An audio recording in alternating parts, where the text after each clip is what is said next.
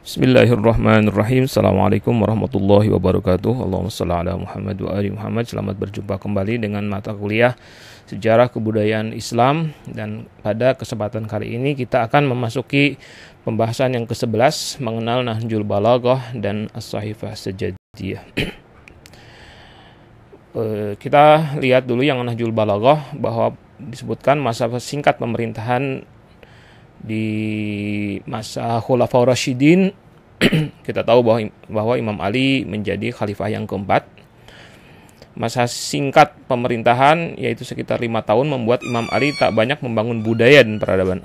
Apalagi di masa yang singkat itu Imam Ali lebih banyak disibukkan oleh peperangan. Meskipun situasinya penuh dengan gejolak politik, hal itu tidak menghalangi munculnya peradaban yang dibuat oleh Imam Ali. Hal ini tak lain karena segala peristiwa yang ada mendapatkan respon dari Imam Ali dalam bentuk ceramah, surat-surat, dan ajaran-ajaran doa.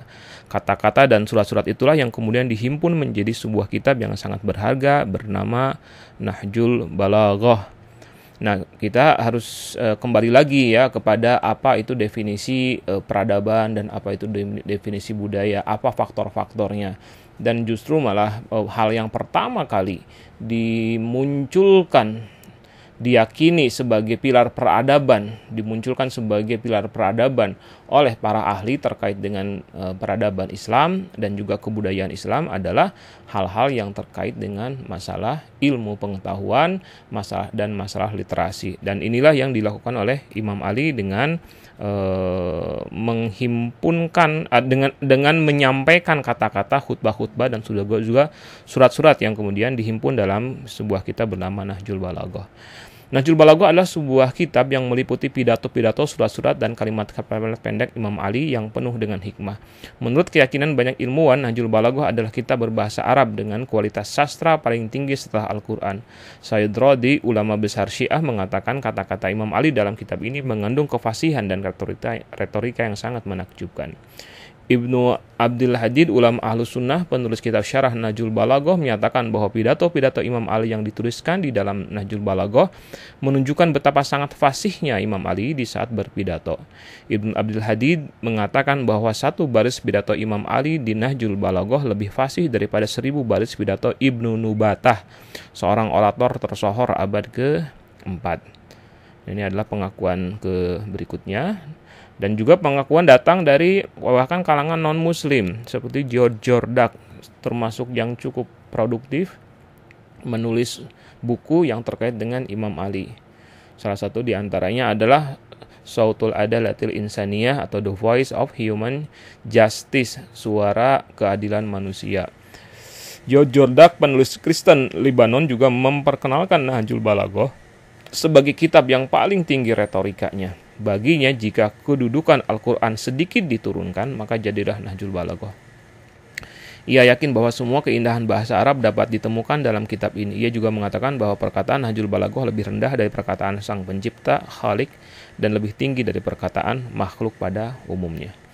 Keistimewaan lain dari Nahjul Balaghah adalah sisi komprehensivitas dan keragaman kandungannya. Selain tentunya bahasanya yang memang indah dan memiliki nilai sastra tinggi.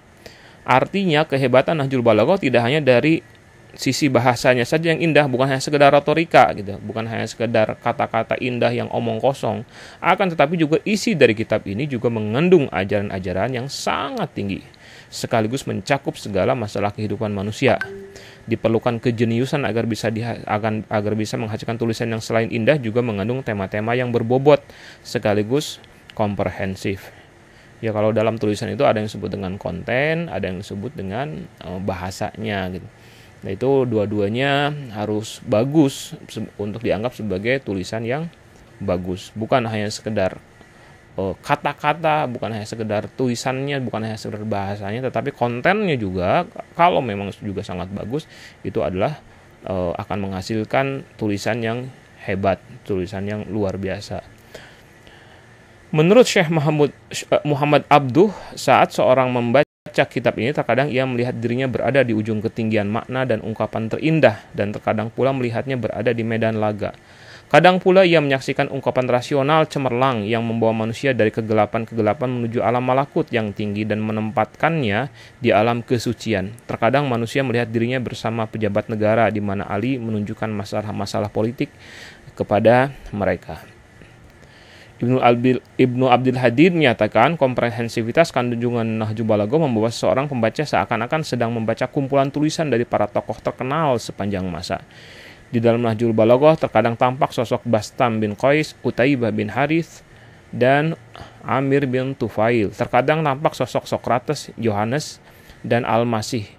Abbas Mahmud Al-Aqad meyakini bahwa Nahjul Balagha merupakan sumber air yang mengalir dari ayat-ayat tauhid dan hikmah ilahiyah yang diucapkan dari mulut seorang ahli ma'rifat sejati. Nah, sekarang kita melihat konten Nahjul Balagha. Konten Nahjul Balagha disusun dalam 3 bagian. Jadi ada 3 bagian dari Nahjul Balagha. Yang pertama adalah pidato, yang kedua surat, dan yang ketiga adalah kata-kata mutiara. Bagian pertama Nahjul Balagha meliputi pilihan dari pidato Imam Ali yang mencakup 241 pidato. Pidato-pidato tersebut meliputi tema-tema yang beragam. Pengenalan tentang Tuhan, pengenalan tentang dunia, penciptaan alam semesta, tabiat manusia, umat-umat terdahulu, dan juga masalah-masalah politik. Dari 241 khutbah atau khutbah Imam Ali tersebut yang ada di dalam Nahjul Balagha, beberapa khutbah yang terkenal diantaranya adalah khutbah Syekhiyah, khutbah Al-Gharra, dan khutbah Al-Muttaqin atau dikenal juga dengan khutbah Hammam. Isi dari khutbah Syekhiyah adalah persoalan-persoalan imamah dan kritikan terhadap 3 khalifah. Bukan kecaman ya, tapi kritikan terhadap 3 khalifah. Syekhiyah banyak dikaji karena mengandung berbagai catatan sejarah.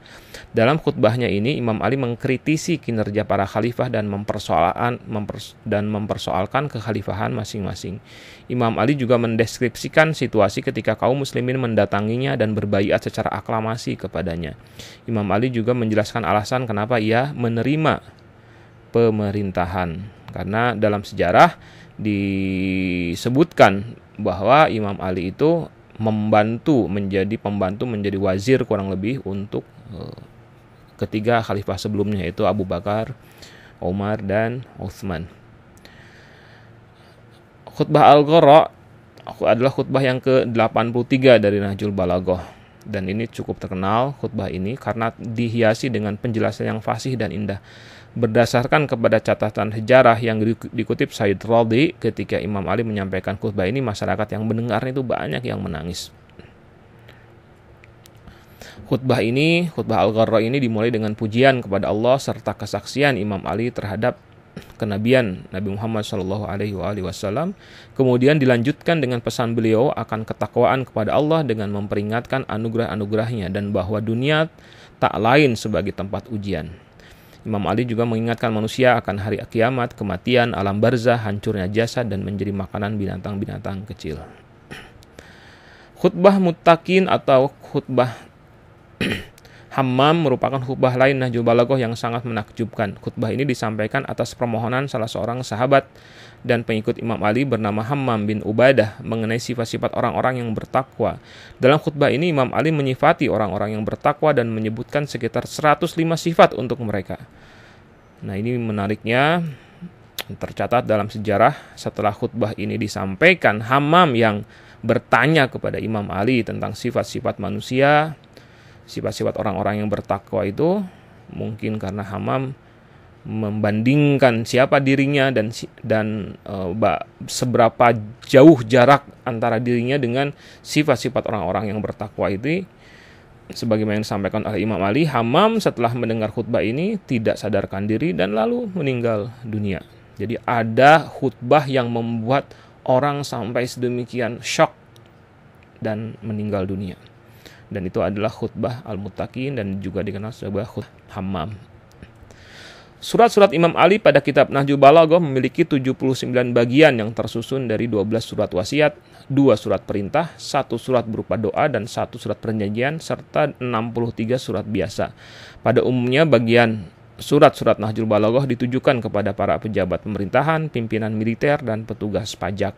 Surat-surat ini lebih banyak menyinggung persoalan-persoalan pemerintahan dan cara interaksi di antara petugas pemerintahan dan masyarakat.